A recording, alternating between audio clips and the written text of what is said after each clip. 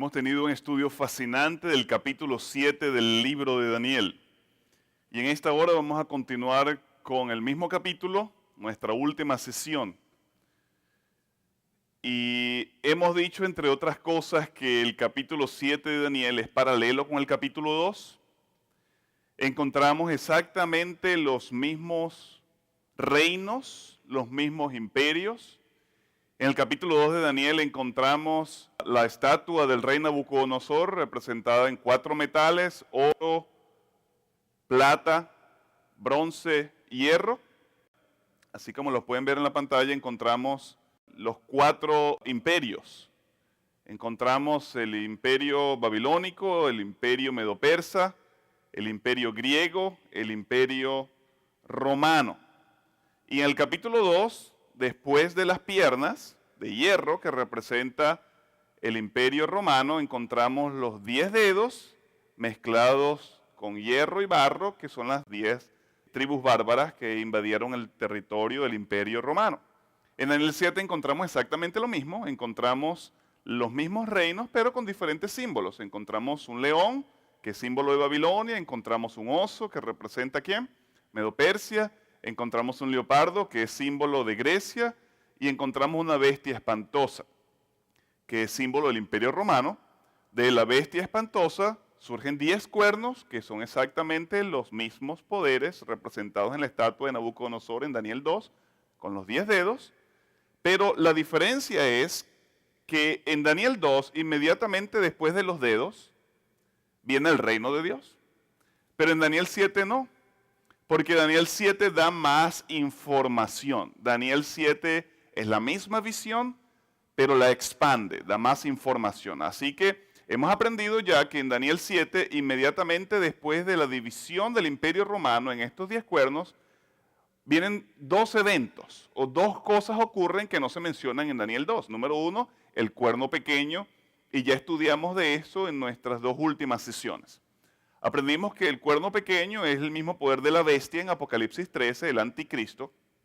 Estudiamos 13 características que se han cumplido a través de la historia en el sistema católico romano papal. Y mencionamos en nuestra última sesión que Dios tiene mucha gente, mucho de su pueblo está en este sistema, en esta iglesia. Y terminamos nuestra última sesión citando Apocalipsis capítulo 18, cuando Dios llama a las personas que están en esta iglesia, aquellas lindas y sinceras almas, a salir de ella, pueblo mío. Apocalipsis capítulo 18, versículo 4. Nuevamente no condenamos, no criticamos a los miembros de esta iglesia. La profecía bíblica se dirige al sistema, al liderazgo, a la estructura organizacional de este sistema. Mencionamos que del año 538 al año 1798, este poder reinó con mucha supremacía, hizo cuanto quiso.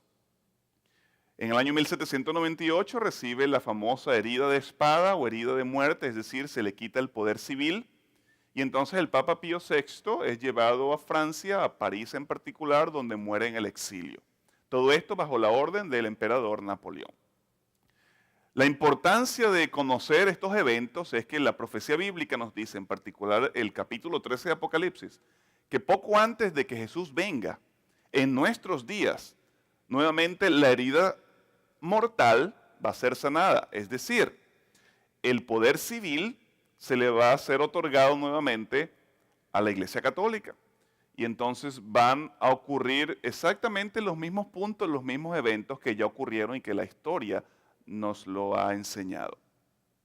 En esta noche vamos a estudiar el siguiente evento o el siguiente punto que encontramos en el capítulo 7 de Daniel. Ya aprendimos acerca del cuerno pequeño, ya entendimos que la herida mortal va a ser sanada. Ahora mencionamos, o como ustedes lo pueden ver en la pantalla, que después del cuerno pequeño, en Daniel 7, viene otro evento antes de la venida de Jesús.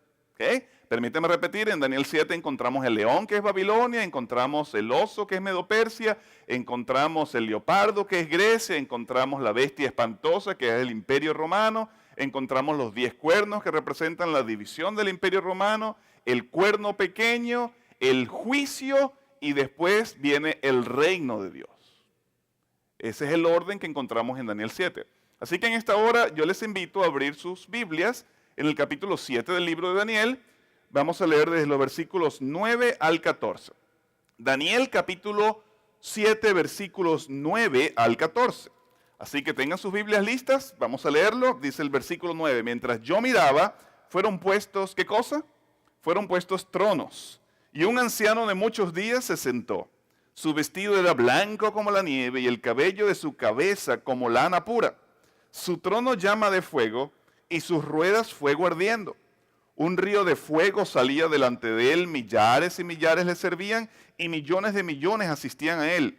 El tribunal se sentó en juicio, y los libros fueron abiertos. Este tribunal tiene registros, tiene libros, así también como encontramos en cualquier corte hoy día. Entonces miré, versículo 11, miré a causa de las palabras tan arrogantes que hablaba el cuerno, miré hasta que mataron a la bestia y su cuerpo fue deshecho y enterrado para ser quemado en el fuego. A las otras bestias se le había quitado su poder, aunque se le concedió una prolongación de vida hasta cierto tiempo. Seguí mirando en la visión de la noche y vi que con las nubes del cielo venía como un hijo de hombre. Llegó hasta el anciano de días y fue llevado ante él. Y le fue dado dominio y gloria y reino, y todos los pueblos, naciones y lenguas le sirvieron. Su dominio es eterno, que nunca pasará, y su reino nunca será destruido. Una fascinante, una interesante escena del juicio que no ocurre en ninguna corte terrenal, sino ocurre en el mismo cielo. Vamos a estudiar en esta hora 4 realidades que encontramos en este pasaje, 4 realidades del juicio que el capítulo 7 de Daniel nos enseña. La realidad número 1, hay un templo en el cielo.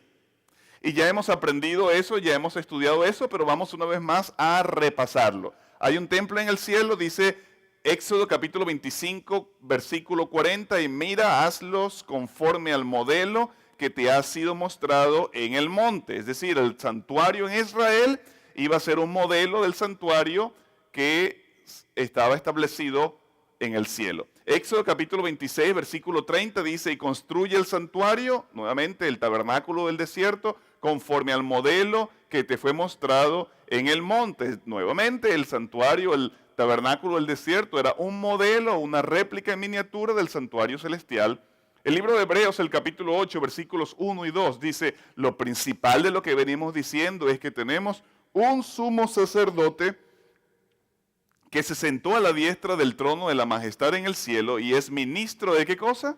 Del santuario, de aquel verdadero santuario que el Señor levantó y no el hombre. Así que existe un verdadero santuario, según el autor del libro de Hebreos, que lo levantó ¿quién? ¿Moisés? ¿Lo levantó quién? ¿Pablo? Lo levantó el mismo Señor y no el hombre. En el mismo capítulo 8, el versículo 5 dice, haz todas las cosas conforme al modelo que te fue mostrado en el monte. Aquí Pablo está citando las palabras que recibió Moisés para construir el tabernáculo del desierto ya en el capítulo 25 de Éxodo. El Salmo 102, versículo 19 dice, porque el Eterno miró desde lo alto, ¿de dónde? De su santuario, miró desde el cielo a la tierra. ¿Leyeron bien o escucharon bien ese pasaje? El Eterno miró desde lo alto de su santuario, miró desde el cielo a la tierra. Eso quiere decir que el santuario de Dios está ¿en dónde? Está en el cielo, no dice el mismo pasaje. Miqueas capítulo 1, versículo 2. Oíd, pueblos todos, atiende tierra y todo lo que contiene. El Señor, el Eterno, el Señor desde su santo templo, sea testigo contra vosotros. Miqueas capítulo 1, versículo 2. Habacuc, el capítulo 2, versículo 20, dice, en cambio el Eterno está en su santo templo, calle ante él toda la tierra. He visitado algunos lugares, muchas iglesias cristianas que tienen boletines y en los boletines está inscrito este pasaje haciendo referencia a que el Señor está en esa iglesia en particular, pero es un pasaje que está utilizado de una manera errónea, es un pasaje fuera de su contexto, porque Habacuc dice, el Señor está en su santo templo allá en el cielo, calle delante de él toda la tierra. Apocalipsis, el capítulo 11, versículo 19 dice, y fue abierto el santuario de Dios, que está ¿en dónde? Que está en el cielo. Y se hizo visible el arca de pacto en su santuario. El arca de pacto estaba ¿en qué compartimiento? En el lugar santísimo. ¿Okay? Dice que en la visión Juan ve inclusive el arca de pacto en el cielo. Y al compartir estos textos son muchas las personas que dicen que no existe tal cosa como un santuario en el cielo. Bueno, la Biblia es demasiado clara y nos dice que sí existe, y sigue diciendo Apocalipsis. Entonces estallaron relámpagos, voces, truenos, un terremoto y una fuerte granizada. Así que la realidad número uno que encontramos es que hay un santuario, hay un templo en el cielo. Realidad número dos, Dios está sentado en su trono. Dios está sentado en su trono. Dice el texto bíblico, el Eterno está en su santo templo, el trono del Señor está en el cielo, sus ojos ven, su vista examina a los hijos de los hombres. Noten lo que dice, el Eterno está en su santo templo, el trono del Señor está ¿en dónde? Está en el cielo. ¿Dónde está el templo de Dios? Ya lo leímos en los versículos anteriores. Está en el cielo. ¿Y dónde está el santuario de Dios? Está en el cielo. ¿Dónde está el trono de Dios? Está en el cielo. Por lo tanto, el trono, pudiéramos decir, de acuerdo a este versículo, está en el santuario de Dios. El libro de Ezequiel dice lo siguiente, en la visión que tiene el profeta. Cuando se paraban y bajaban sus alas, se oía una voz de arriba de la expansión que había sobre sus cabezas. Sobre la expansión que había sobre sus cabezas se veía la figura ¿de qué cosa?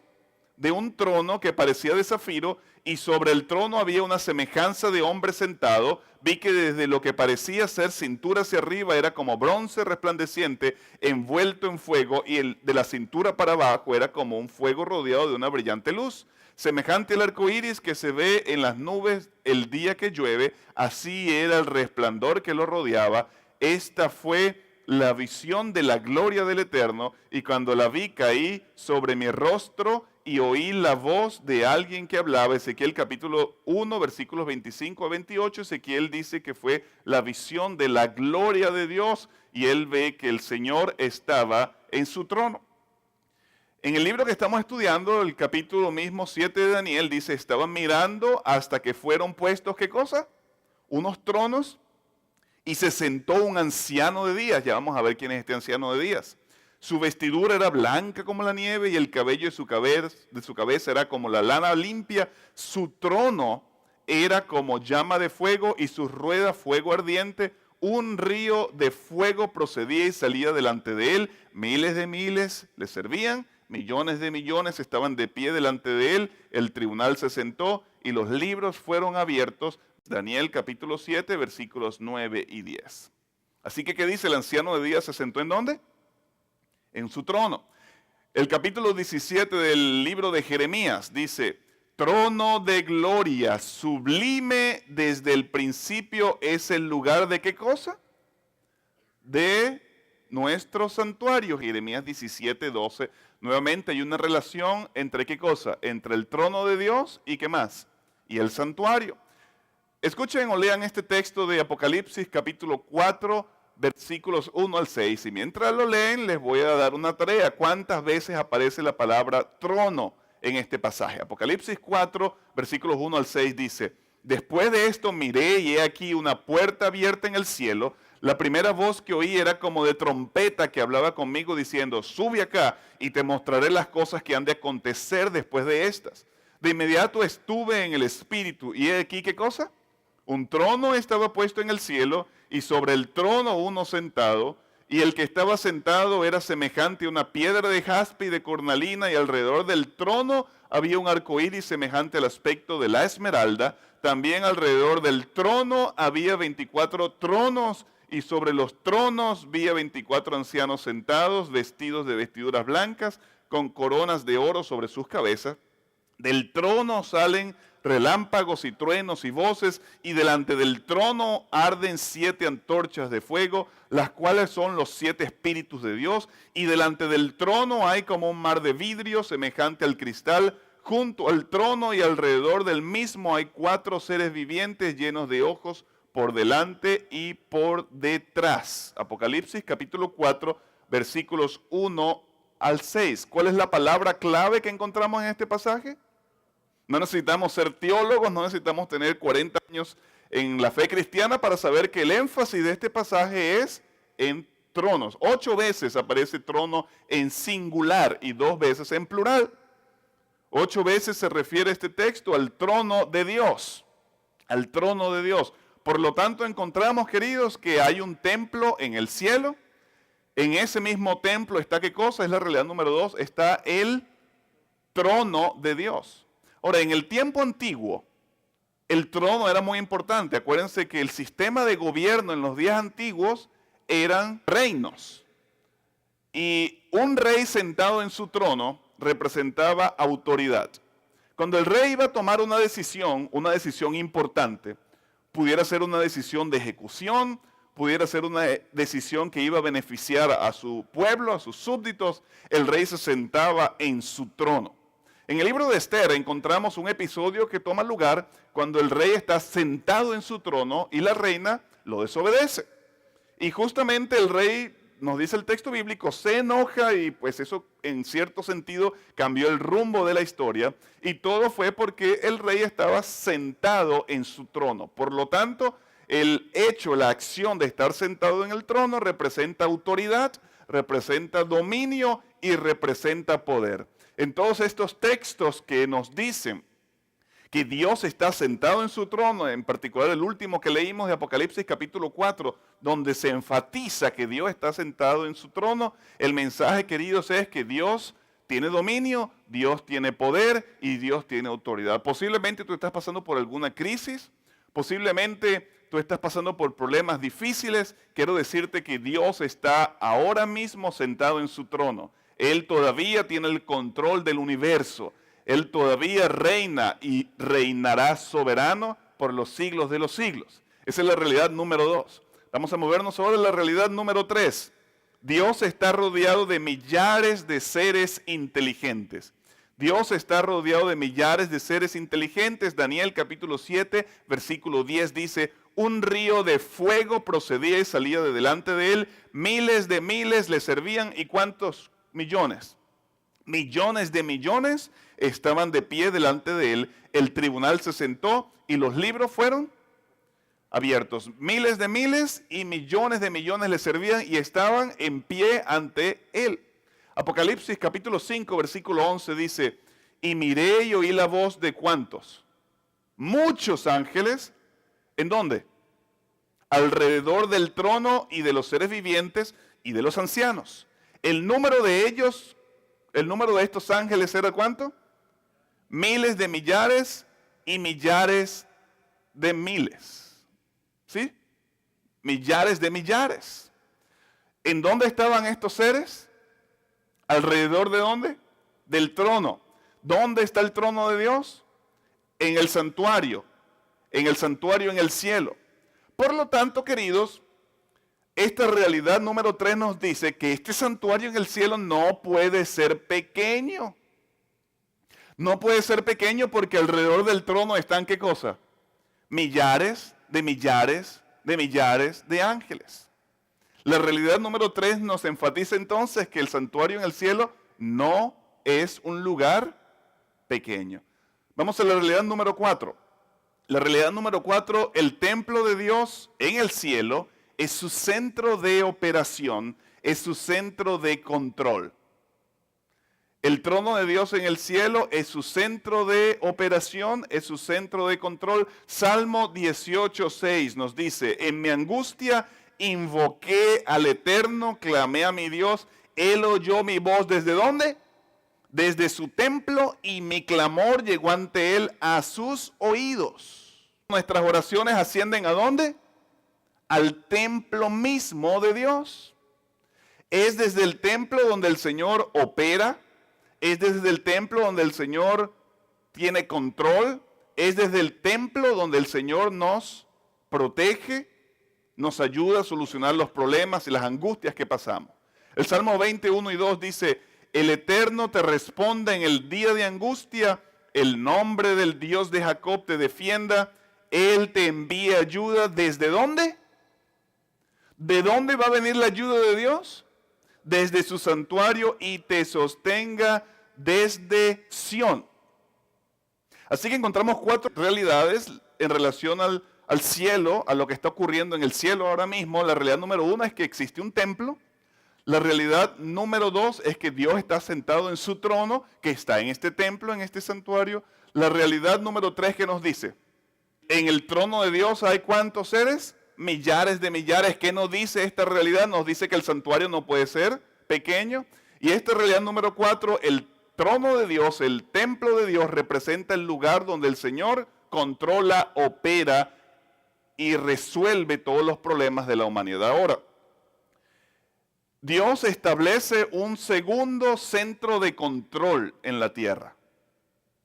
Un segundo centro de operación. Ya aprendimos que el centro de control y de operación de Dios es el santuario. De allí Él responde, de allí Él se manifiesta. Pero el Señor ahora establece un sistema secundario de control. Y ese sistema o ese lugar sería el santuario. ¿En dónde? El santuario en la tierra. Sin embargo, este santuario sería completamente limitado. Este santuario sería completamente imperfecto. Este santuario por ninguna manera debería compararse al santuario del cielo. Mencionábamos anteriormente que hay millares y millares de ángeles y de seres alrededor del santuario, alrededor del trono de Dios. Si el santuario en el cielo es gigante, es incomprensible, el santuario en la tierra por ningún motivo debería compararse con el celestial. Al propósito, en la inauguración del santuario en la tierra, me estoy refiriendo al templo de Salomón. Noten lo que Salomón dice en la oración inaugural en relación a la grandeza de Dios en 1 de Reyes capítulo 8, versículo 27. Sin embargo, habitará ciertamente Dios en la tierra. Si los cielos de los cielos no te pueden contener, ¿cuánto menos esta casa que yo edifiqué? Noten lo que Salomón dice. Los cielos de los cielos no pueden, ¿qué cosa? No pueden contener a Dios. Por lo tanto, queridos, es un error determinar que el santuario terrenal era una copia de la arquitectura, del tamaño y de todos los sistemas del santuario celestial. Porque si Salomón dice, los cielos de los cielos no te pueden contener, si ya aprendimos en la realidad número 3 que hay millares y millares de seres celestiales alrededor del trono, eso quiere decir que este santuario celestial es bastante grande, ¿no es cierto? Así que es un error decir que el santuario terrenal es una copia exacta del santuario celestial. El doctor Roy Adams dice lo siguiente: no deberíamos concebir el santuario terrenal como una reproducción a escala o réplica del santuario celestial. Por el contrario, esta relación debe ser vista primariamente en términos de correspondencia funcional, lo cual nos provee con herramientas conceptuales y vocabulario que nos permite expresar lo inexpresable, comprender lo incomprensible, aunque sea de una manera limitada. En su libro El Santuario, página 64. El santuario terrenal entonces no es una réplica de la arquitectura del celestial, sino una detallada y dramática representación del plan estratégico de Dios y su misión para salvar la raza caída, la raza humana. El santuario entonces en la tierra es una representación en miniatura del plan de Dios, de la operación de Dios para salvarnos. Nuevamente regresemos al paralelismo que encontramos en Daniel capítulo 2 y Daniel capítulo 7. Encontramos que después del cuerno pequeño, que ya lo identificamos, viene el juicio. Viene el juicio en el cielo. Y basados en este texto vamos a entender 5 participantes claves en este juicio. 5 participantes que están activos en este juicio. Recuerden, este juicio toma lugar antes de la venida de Jesús. Así que hay 5 participantes claves en este juicio. Vamos a ver quiénes son. El primero es el anciano de días. El anciano de días. Aunque no tenemos suficiente tiempo para explicarlo con detalles, este anciano de días representa a Dios el Padre. Hoy día se aprecia mucho la juventud. Hoy día se endiosa la juventud, pero en el tiempo antiguo no era así. En el tiempo antiguo, mientras más mayor, mejor. Mientras más canas, más justicia, más sabiduría, más conocimiento.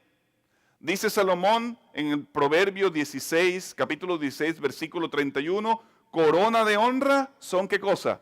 Las canas en el camino de la justicia se encuentra. Se habla acerca de las canas. La persona que tiene canas, según Salomón, es una persona que tiene mucha sabiduría, mucho conocimiento, y noten la asociación entre las canas y la justicia. En Apocalipsis, el capítulo 1, el propósito, Juan describe a Jesús como con cabellos blancos como la lana. Una de las características que Juan ve de Jesús. Es decir, a Jesús no se le escapa nada. Jesús es justo, Jesús es la sabiduría, es el autor de la sabiduría. Por lo tanto, las canas en la Escritura representan sabiduría, representan justicia. Al encontrar este anciano de días en el contexto del juicio que representa a Dios, el mensaje es que Dios es un Dios justo, que Dios como juez, como ya lo vamos a ver, es quien tiene el dominio, quien tiene la potestad, quien tiene la experiencia, la sabiduría y todo el conocimiento, y que no se le va a escapar nada. Los segundos personajes o personas implicadas en este juicio, aparte del anciano de días que representa a Dios el Padre, son los observadores celestiales. Los observadores celestiales. Ya leímos que hay millares de ángeles. Estos observadores celestiales representarían el jurado. El anciano de días es Dios el Padre, el juez. El jurado entonces está representado por estos millares de seres o de ángeles que son los observadores celestiales. El tercer personaje que encontramos en el juicio nos dice el capítulo 7 de Daniel que apareció uno como el Hijo de Hombre. Y todos entendemos que la expresión Hijo de Hombre en el Nuevo Testamento es sinónimo o es aplicada ¿a quién? Al mismo Jesús, nuestro Señor. Así que el protagonista es Jesús, que encontramos en este pasaje. Hay varias características del protagonista, hay varias características de este Hijo de Hombre, de Jesús. La primera de ellas es que Jesús, o el protagonista, es el abogado, ¿qué cosa? El abogado defensor. Dice 1 de Juan, capítulo 2, versículo 1, hijitos míos, estas cosas os escribo para que no pequéis, y si alguno peca, abogado tenemos delante del Padre, ¿a quién? A Jesucristo el justo. Así que en esta corte cosmológica, el protagonista, el Hijo del Hombre, Jesús, es nuestro ¿qué? Es nuestro abogado. Pero un versículo más tarde nos dice que este protagonista también es el Salvador. El Salvador. Él es la expiación, dice el capítulo 2, versículo 2 de 1 de Juan. Él es la expiación, es decir, Él es el pago. Él es el Salvador, por poner otra frase, por nuestros pecados, y no solamente por los nuestros, sino también por los de todo el mundo. Así que el Hijo del Hombre es ¿qué cosa? Es el abogado y es también nuestro Salvador. Hay otra característica, la característica número 3. Jesús no solamente es nuestro abogado, Jesús no solamente es nuestro Salvador en la corte, Jesús es nuestro sacerdote. Por tanto, teniendo un gran sumo sacerdote que ha traspasado los cielos, Jesús, el Hijo de Dios, retengamos nuestra confesión, porque no tenemos un sumo sacerdote que no puede compadecerse de nuestras debilidades, pues Él fue tentado en todo, igual que nosotros, pero sin pecado. Acerquémonos pues con confianza al trono de la gracia, para que alcancemos misericordia y hallemos gracia para el oportuno socorro. Así que, dice el apóstol, nosotros necesitamos confiar en nuestro sumo sacerdote. Acerquémonos confiadamente porque Jesús es nuestro sacerdote. Así que el protagonista es también nuestro sacerdote, y en el capítulo 7, versículo 25 del mismo libro de Hebreos lo ratifica al decir: por esto también puede salvar por completo a los que por medio de él se acercan a Dios, puesto que vive, está hablando de Jesús, para siempre para interceder por ellos. Así que Jesús es nuestro mediador, Jesús es nuestro intercesor. ¿Quién es este protagonista? Es Jesús. Él es nuestro abogado, Él es nuestro salvador, Él es nuestro sacerdote. Podemos confiar en Él, pero hay una característica más del protagonista. Él es el juez ejecutor. Él es el juez ejecutor. Elías, ¿pero acaso no dijiste que el anciano de días, Dios el Padre, es el juez? Sí, Él es el juez quien preside el juicio. Pero Jesús es el juez que ejecuta el juicio. Leemos, por ejemplo, en Mateo capítulo 25, versículos 31 y 32, en ocasión de la segunda venida de Jesús: todas las naciones serán reunidas delante de Él, Él separará. Noten, está ejecutando, está dando el veredicto. Jesús, Él separará los unos de los otros, como cuando el pastor separa las ovejas de los cabritos. En Juan capítulo 5 se le dice que todo el juicio se le ha dado ¿a quién? A Jesús. Así que el protagonista Jesús es nuestro abogado, vamos a repetirlo, es también nuestro Salvador. ¿Qué más es Jesús? Es nuestro sacerdote y es nuestro juez, el juez ejecutor. Hay un cuarto personaje en el juicio cosmológico. Recuerden, el primero es el anciano de días, segundo el jurado, los observadores celestiales, el protagonista, y este cuarto personaje es el antagonista. ¿Qué quiere decir la palabra antagonista? El que se opone. El que se opone. Así como el anciano de días, así como el juez que preside el juicio opera a través de su abogado, opera a través de Jesús, este antagonista, que no es otro que el diablo, opera a través del cuerno pequeño. ¿Recuerdan que Jesús tuvo un ministerio de cuánto tiempo? 3 años y medio. En esos 3 años y medio Jesús estuvo en armonía con su Padre, Jesús estuvo en contacto con su Padre, dependió de su Padre. Bueno, cuán interesante es que el cuerno pequeño opera de una manera simbólica. ¿Por cuánto tiempo? Por tiempos o medio tiempo, que son 3 años y medio, exactamente el mismo periodo que Jesús obró en su ministerio terrenal, pero estamos hablando evidentemente de 3 años y medio simbólicos que son equivalentes a 1260 años, ya lo estudiamos. Así que este antagonista es Satanás, que opera, que trabaja a través del cuerno pequeño. Este Satanás también tiene varias características. Número 1, es el gran engañador.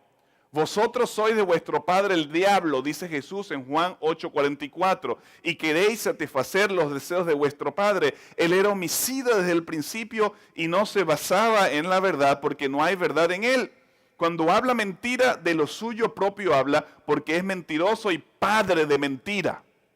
Por lo tanto, debemos tener mucho cuidado con él, porque él es no solamente el gran engañador, como lo identifica Jesús, ¿el qué? El padre de toda mentira. Él es el mentiroso número 1, el engañador. ¿Desde cuándo? Desde el mismo principio. Por lo tanto, él sabe muy bien cómo poder engañarnos. Por eso, queridos, hoy más que nunca tenemos que estar seguros de la Biblia, no de lo que enseña la tradición, los concilios, las encíclicas a través del cuerno pequeño, no.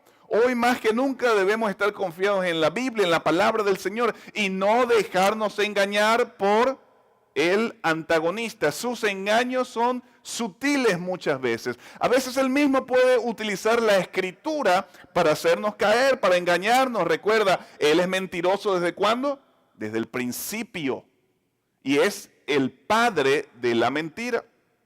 Pero también este antagonista no solamente es el gran engañador, sino el texto bíblico nos dice que es el, ¿qué cosa? Acusador. Si son tan amables, vamos a leer en el Antiguo Testamento, un poquitito más adelante de Daniel, terminando el Antiguo Testamento, el libro de Zacarías. Zacarías capítulo 3, versículo 1 al 4. El Señor me mostró el sumo sacerdote Josué. Este Josué no tiene absolutamente nada que ver con el Josué que conquistó la ciudad de Jericó. Dice que estaba en pie ante el ángel del Señor, el ángel de Jehová. No tengo tiempo para explicarlo, pero el ángel de Jehová no es otro que Jesús. ¿Y quién estaba al lado de él también? Nota, estaba el sumo sacerdote Josué, que era símbolo en este contexto del pueblo. El sumo sacerdote en el tiempo antiguo, entre otras cosas, representaba al pueblo. Así que este personaje Josué es un símbolo en cierto sentido tuyo y mío. Tú y yo estamos aquí, tú y yo estamos delante del ángel de Jehová de Jesús, pero hay un tercer personaje. ¿Quién es? El antagonista, Satanás, dice aquí. Satanás, en hebreo Satanás es Satán, que quiere decir acusador. Así que aquí estaba el acusador a su derecha para acusarlo, dice el texto bíblico. Y dijo el Eterno a Satanás, dijo el Eterno al acusador: el Señor te reprenda, oh Satanás, oh acusador. El Señor que ha elegido a Jerusalén te reprenda. ¿No es este un tizón arrebatado del incendio? Josué estaba ante el ángel vestido de ropa sucia. El ángel mandó a los que estaban ante él quitarle esa ropa sucia. Entonces dijo Josué: mira que te he quitado tu pecado de ti y te vestí de ropa de gala.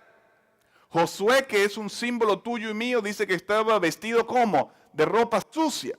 Y eso es lo que la Biblia nos enseña como nuestros pecados.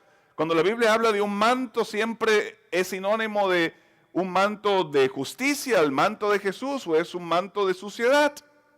Bueno, el texto nos dice que Josué estaba sucio y viene el acusador, el antagonista, y lo está pues criticando, lo está señalando, lo está acusando. Le estaría diciendo el acusador la verdad o la mentira.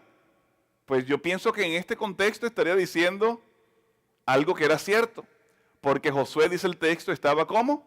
Estaba sucio. Pero para fortuna de Josué, ¿quién estaba al lado? Estaba Jesús. ¿Y quién es Jesús? El protagonista. Y el protagonista es también nuestro abogado, es nuestro salvador, es nuestro juez y es nuestro sacerdote. Así que dice que el protagonista, Jesús, manda que le coloquen un manto limpio. Y este manto limpio representa la misma justicia de Jesús. El mensaje que encontramos aquí, queridos, es que si Satanás, como el antagonista, como el engañador, como el acusador, puede destruir la verdad del templo de Dios, también puede acabar con la influencia del trono de Dios. Porque el plan de Dios, queridos, es no solamente perdonarnos, ya eso lo vamos a ver con detalles en la próxima sesión, sino el plan de Dios es quitarle el poder al pecado que reina en nosotros. ¿Qué cosa dije?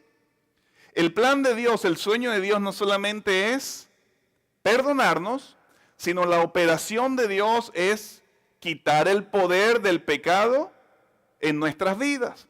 ¿Y de dónde Dios hace eso? ¿Cuál es su centro de operación? ¿Cuál es su centro de control? Su trono, que está ¿en dónde? En el santuario, en el cielo. Y si Satanás trata de destruir este santuario, si Satanás trata de que las personas pierdan la vista de este santuario que está en el cielo, que las personas no sepan de este santuario, entonces Satanás va a lograr su objetivo, y es que la influencia restauradora, la influencia poderosa que viene del trono de Dios, pues, ¿qué cosa? Por lo menos se disminuya.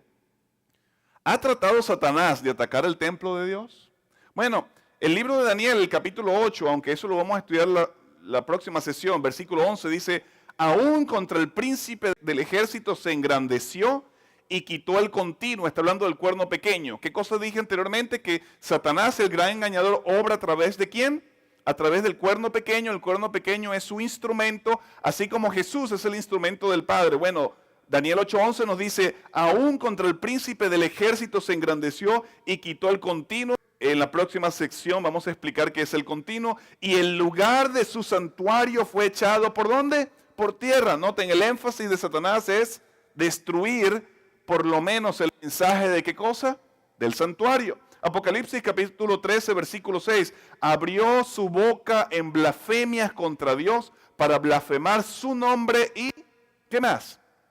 Y su santuario. Satanás no le conviene que las personas sepan acerca del santuario. Porque las personas no saber acerca del santuario celestial, ¿qué va a ocurrir? No va a haber influencia. porque es de allí donde sale el poder de Dios, la restauración de Dios. Es de allí donde se le quita el poder al pecado. Hay un quinto grupo. Ya hemos estudiado el anciano de días, los observadores celestiales, el protagonista, el antagonista, y el quinto grupo representa los acusados. ¿Quiénes son estos acusados? ¿Quiénes son los que han de comparecer ante este juicio? Bueno, vamos a leerlo. Hay dos grupos solamente. Solamente dos grupos, dice Daniel capítulo 7. Número 1, los santos, es decir, los fieles. Dice Daniel 7, 21 y 22, yo veía que este cuerno hacía guerra contra los santos y los vencía hasta que vino ¿quién? ¿Quién vino? El anciano de días. ¿Quién es el anciano de días? El juez que preside el juicio, ¿no? Hasta que vino el anciano de días e hizo justicia a los santos del Altísimo, y llegado el tiempo los santos tomaron posesión del reino. Así que los primeros que están en esta sesión del juicio en el cielo son ¿quiénes? Los santos, es decir, aquellos que forman parte del pueblo de Dios. ¿Cómo sabemos eso? Leamos el siguiente texto, 1 de Pedro capítulo 4, versículo 17. Porque es tiempo de que, ¿qué cosa? El juicio comience ¿por dónde? Por la casa de Dios. Y si primero comienza por nosotros, dice el apóstol, es decir, los fieles, la iglesia, ¿cómo será el fin de aquellos que no obedecen al evangelio de Dios? Hebreos capítulo 10, versículo 30 dice, porque conocemos al que ha dicho, mía es la venganza, yo daré la retribución, y otra vez el Señor juzgará ¿a quiénes? A todo el mundo. El Señor juzgará a su pueblo. Así que ¿quiénes son los acusados número 1? ¿Quiénes son los que están en la sesión cosmológica del juicio? Los santos. ¿Quiénes son los santos? Las personas fieles a Dios, los fieles de verdad. Segundo, en el capítulo 7 encontramos otro acusado. ¿Quién creen ustedes que es este segundo acusado? Aparte de los santos. El cuerno pequeño. El cuerno pequeño, leámoslo, Daniel capítulo 7, versículos 25 y 26, hablará palabras contra el Altísimo y a los santos del Altísimo quebrantará y tratará de cambiar los tiempos y la ley. Son características que ya estudiamos en medio de las 13 de quién? Del cuerno pequeño. Y dice la última parte del texto, pero se sentará ¿qué cosa? El tribunal en juicio, en sesión, y le será quitado su dominio para que sea destruido por completo y para siempre. Así que ¿quiénes son los que están acusados? ¿Quiénes son los que están en sesión? Solamente dos grupos. Los santos, los que son cristianos de verdad. ¿Y quién más? Y el cuerno pequeño. ¿Por qué el cuerno pequeño está en sesión? Bueno, porque el cuerno pequeño, entre otras cosas, se dice ser cristiano. ¿Lo estudiamos o no? El cuerno pequeño dice que es un poder, ¿qué cosa? Cristiano. Así que escúchenme bien. El juicio va dirigido a aquellos que son fieles a Dios, aquellos verdaderos cristianos, pero también el juicio va dirigido para aquellos que profesan ser cristianos y no lo son. Para aquellos que profesan ser cristianos y no lo son. Por ningún lado en este texto habla que los malos, los que han abiertamente rechazado a Dios, van a ser juzgados.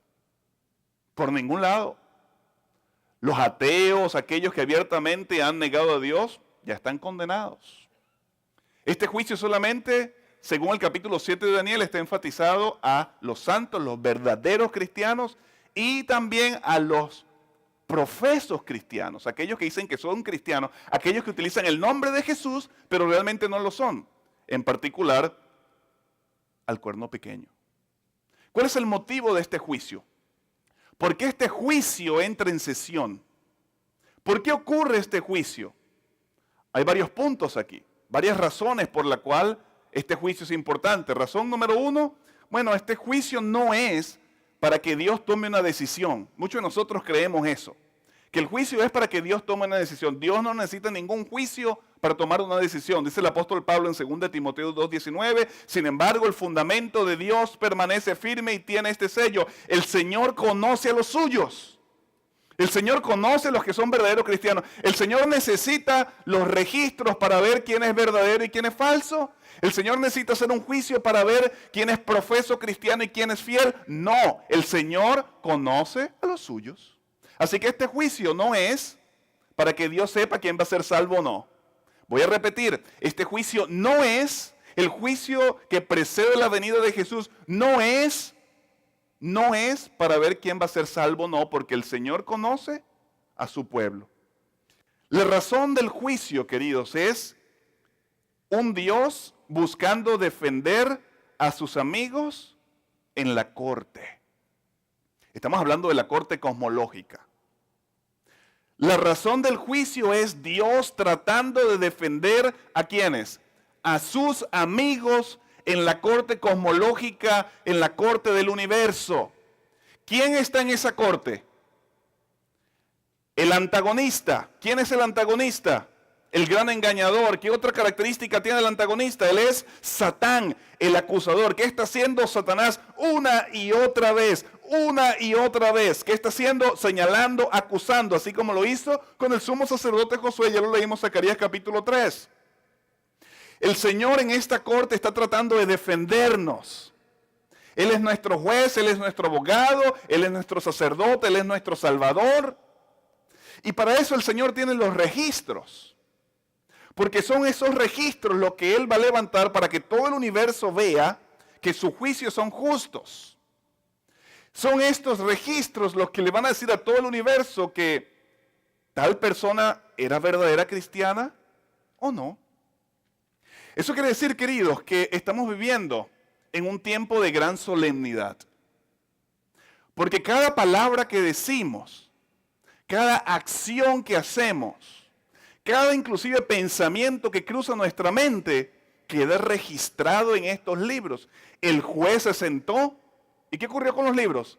Y los libros fueron abiertos.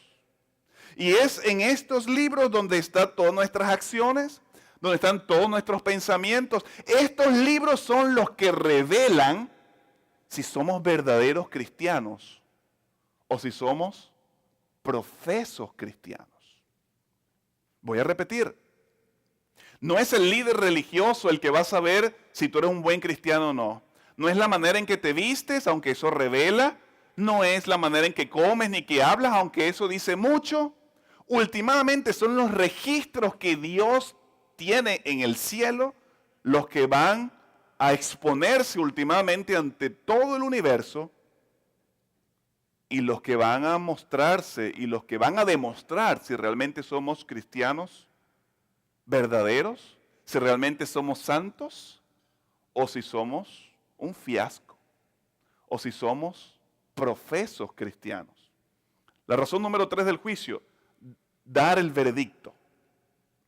Dar el veredicto. Mateo capítulo 12 nos dice, el que no está conmigo contra mí está, y el que conmigo no recoge, desparrama. El veredicto es doble, es decir, dos veredictos nada más. Número 1, la liberación de los amigos de Jesús, es decir, los santos. Eso es lo que nos dice el capítulo 7 de Daniel. Va a haber liberación para los santos. Y número 2, va a haber condenación para el cuerno pequeño y para los profesos cristianos. Los malos no, los malos ya están condenados.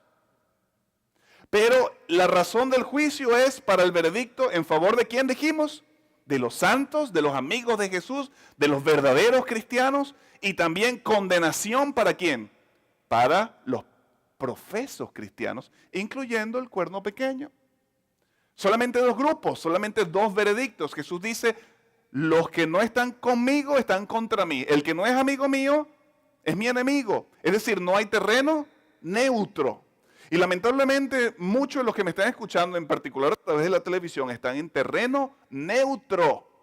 Es decir, no quieren compromiso. No quieren compromiso con el Señor Jesús. Solamente nos conformamos con decir que somos cristianos, que amamos a Jesús, que todo está bien, todo está bonito, pero no es suficiente. Necesitamos hacer un compromiso. De hecho, ya aprendimos, en la última etapa, en la última página de la historia de este mundo, vamos a tener que tomar un compromiso serio, o seguir al cuerno pequeño, o lo que Apocalipsis 13 llama la bestia, o rendirle toda nuestra lealtad, adoración a Dios, solamente dos grupos.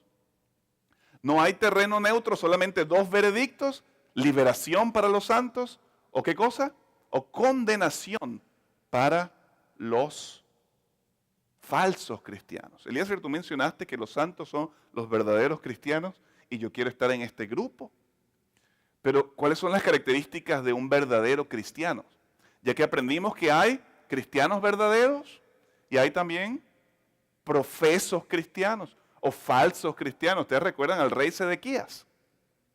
El rey Sedequías era rey de ¿dónde? ¿Era rey de dónde? Era rey de Jerusalén. ¿Quién era Jerusalén? ¿Un símbolo de qué? Del pueblo de Dios. ¿Sabía Sedequías los principios de adoración solamente a Dios? Por supuesto que sí. ¿Y qué ocurrió en medio de la crisis? Dice que Sedequías se postró ante la imagen reconociendo a Nabucodonosor como su Dios, mientras que los otros chicos hebreos no lo hicieron. Así que aquí encontramos el mismo episodio de Sedequías, pero a una escala mayor.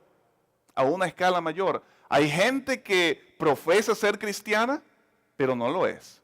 ¿Quién es un verdadero cristiano? ¿Cuáles son las características? Número uno, tiene una relación de amor con Jesús real, personal y genuina. Real, personal y genuina. Dice Jesús en Juan 15:5, yo soy la vid, vosotros las ramas, el que permanece en mí y yo en él, este lleva mucho fruto, pero separados de mí, ¿qué cosa? Nada podemos hacer. ¿Cuál es la palabra clave en este pasaje? El verbo clave, permanecer y no estar separados de Jesús. Separados de mí, nada podemos hacer. Por lo tanto, un cristiano genuino, todo, absolutamente todo lo trae al Señor Jesús. Depende del Señor Jesús. Cualquier decisión no la basa en sus emociones, no la basa en el beneficio que va a tener, la basa en lo que Jesús le dice. Un verdadero cristiano es aquel que tiene una relación real, personal y genuina con Jesús. La segunda característica de un verdadero cristiano es que hace la voluntad de Dios. Le guste o no, sea buena o no aparentemente, le convenga o no, dice el Salmo 48, el hacer tu voluntad, oh Dios mío, me ha agradado y tu ley está en mi corazón. En Mateo capítulo 7, versículo 21, el mismo Jesús dice, no todo el que me dice Señor, Señor, entrará en el reino de los cielos, sino aquel que hace la voluntad de mi Padre. Noten, Jesús está reconociendo que a los profesos cristianos, Él dice que van a venir muchos y me van a decir como Señor, Señor, es decir, me van a reconocer, pero lo van a decir de afuera y no de adentro. Este pueblo me honra con sus labios, dice el Antiguo Testamento, pero no con el corazón. Así que no todo el que dice Señor, Señor, no todo el que dice yo soy cristiano, yo amo a Jesús, dice entraré en el reino, sino aquellos que, ¿qué? Que hacen la voluntad de mi Padre. Así que un verdadero cristiano es aquel que tiene una relación real y personal con Jesús, número uno. Número dos, que tiene o que hace la voluntad de Dios, le guste o no, le convenga o no. Así como estos chicos allí frente a la estatua, ¿qué le esperaba a estos chicos si no se postraban? El horno de fuego, la misma muerte. Pero ellos sabían que transgredir los principios del Señor no se comparaba con nada. Preferían morir antes de hacerlo. Preferían morir antes que dejar de cumplir o de hacer la voluntad de Dios. Y eso fue exactamente lo que hicieron. Y la tercera característica, un verdadero cristiano es hacedor y no oidor de la palabra. Y no tenemos tiempo para leer todo el pasaje, pero en Mateo capítulo 7, versículos 24 al 27, el Señor Jesús hace mucho énfasis en esto. Son muchos los que dicen u oyen la palabra, son oidores, pero no es suficiente. Tenemos que ejecutar, tenemos que hacer. ¿Y tú has estado oyendo? ¿Tú has estado oyendo? Has estado oyendo no la voz de un hombre, porque si tú estuvieras oyendo la voz de un hombre, estuvieras perdiendo el tiempo. Tú estás oyendo la palabra de Dios que permanece para siempre. Y el Señor en esta hora quiere que tú seas un verdadero cristiano, que tú seas un hacedor y no solamente un ¿qué cosa? Un oidor de la palabra. Queridos, La escena del juicio en el cielo es una realidad. Estamos viviendo en momento solemne. Y hoy más que nunca tenemos que estar conectados con Jesús para que toda palabra, toda acción y todo pensamiento glorifique su nombre. Y quede registrado allí en esos libros, en esa corte celestial, de tal manera que cuando venga Satán, el acusador, el Señor pueda sacar estos registros. El Señor está en el negocio no solamente de perdonarnos, como vamos a ver mañana, sino de limpiarnos, de purificarnos y de restaurarnos. Pero nosotros necesitamos abrir la puerta de nuestro corazón. Si nosotros no lo hacemos, Él no va a operar ningún cambio. Recuerda, el Señor nos respeta. Nosotros necesitamos su poder, pero Él necesita nuestro permiso. Dice la Biblia en Juan capítulo 5, versículo 24. De cierto os digo que el que oye mi palabra y cree, es decir, los hacedores y no los oidores, los que oyen y los que hacen y creen que el Padre me envió, estos tienen vida eterna. El tal no viene a qué cosa? A condenación. Nota que no dice a juicio. Hay muchas personas que dicen, para los fieles, para los santos no hay juicio. No. La Biblia no dice eso. La Biblia lo que dice es que para los fieles y para los santos no hay condenación. Porque estamos en Jesús. Y Pablo lo dice también en Romanos capítulo 8, versículo 1. Ahora pues, ningún juicio hay para los que están en Cristo Jesús. No dice así. Dice qué cosa? Ninguna condenación. Es decir, estos no reciben el veredicto de la condenación porque no son falsos cristianos o profesos cristianos. Son santos, son verdaderos cristianos. Queridos, vivimos en un tiempo bastante solemne. Es mi deseo que tú y yo seamos verdaderos cristianos. Que le pidamos al protagonista, al abogado, al salvador, al sacerdote, al juez, que nos dé el poder para vencer el pecado que está en nosotros. Porque Él solamente lo puede hacer. Y que nosotros seamos cristianos fieles para entonces recibir el veredicto final que es heredar el reino.